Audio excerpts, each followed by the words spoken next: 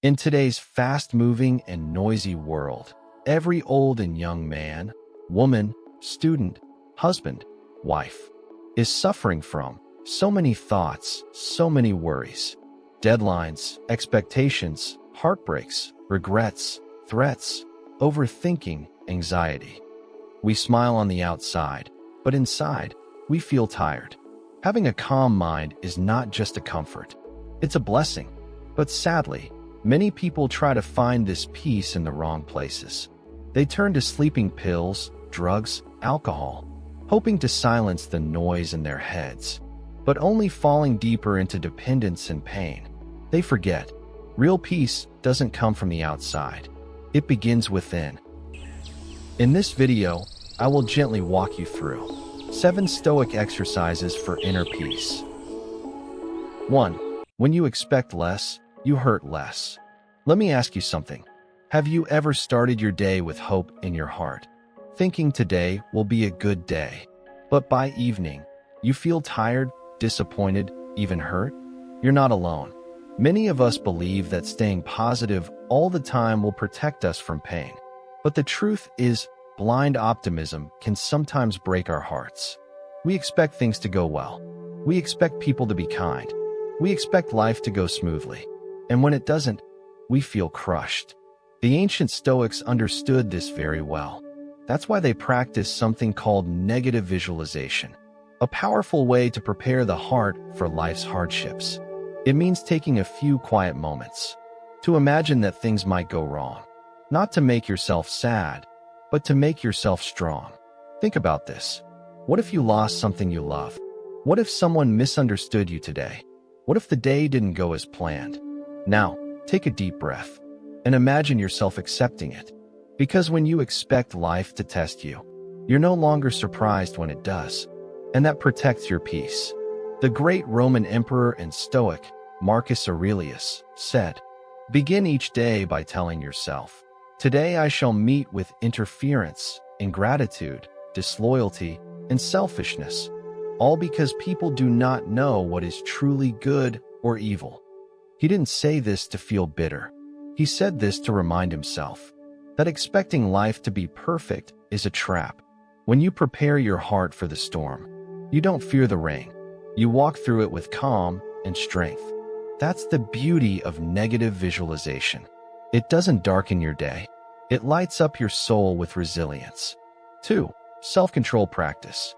To live a peaceful life, you must learn to control yourself. When we don't have self-control, we often fall into bad habits, like overeating, overthinking, or even becoming addicted to things that harm us.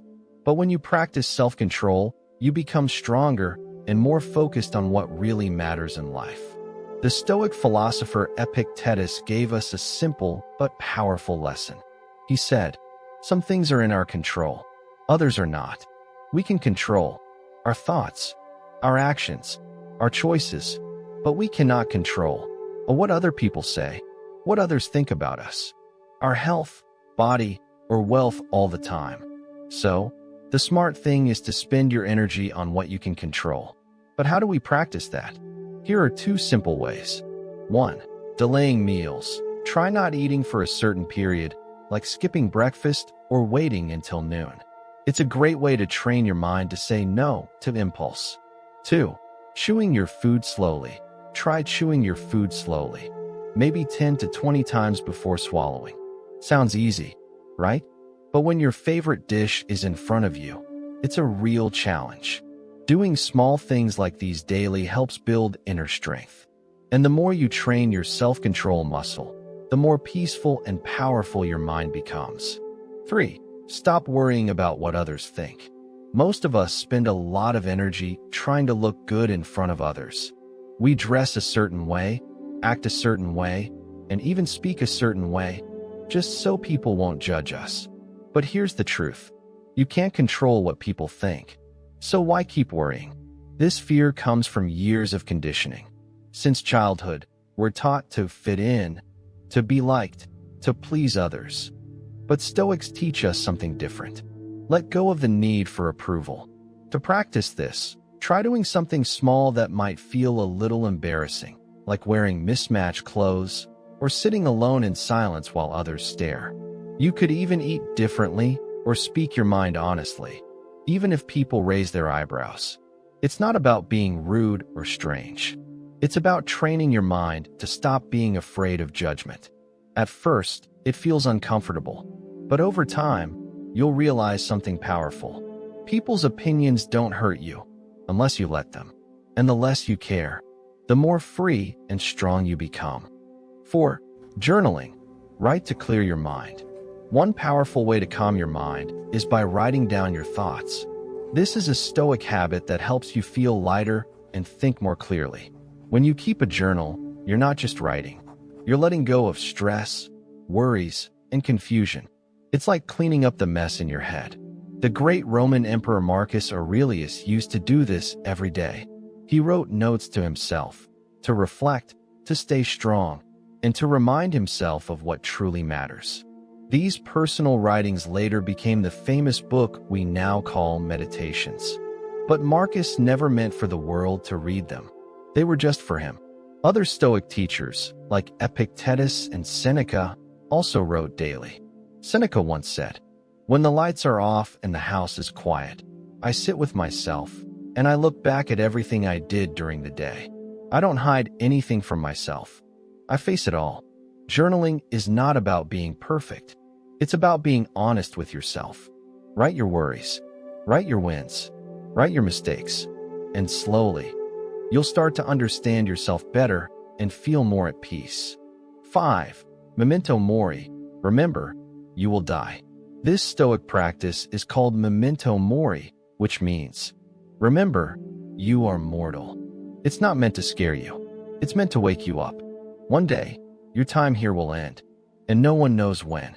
This idea reminds us to stop wasting our days on things that don't matter, like anger, overthinking, jealousy, or chasing things that bring no peace.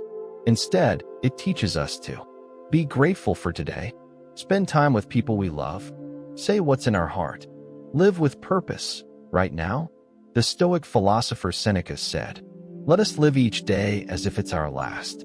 Let us not delay anything. If we do this, we'll never run out of time." So ask yourself, if today was your last day, would you be proud of how you lived it? Let this thought guide you, not with fear, but with strength, clarity, and peace. 6. See the bigger picture. Sometimes, the best way to calm your mind is to zoom out. Let's take a moment to realize something. We live on a tiny planet called Earth, spinning in space around the sun. And the sun? It's just one star among billions in our galaxy. And our galaxy? It's just one of countless others in the universe. When you really think about that, you begin to see how small our daily problems are. That coworker who annoys you, that rude driver on the road, that person who hurt your feelings. In the grand scale of the universe, these moments are nothing. Even big things, like politics, fights, or failures, start to feel lighter when you see life from above. This Stoic practice is called view from above. It reminds us that we are a tiny part of something much bigger, and sometimes realizing that can bring peace, humility, and even a smile.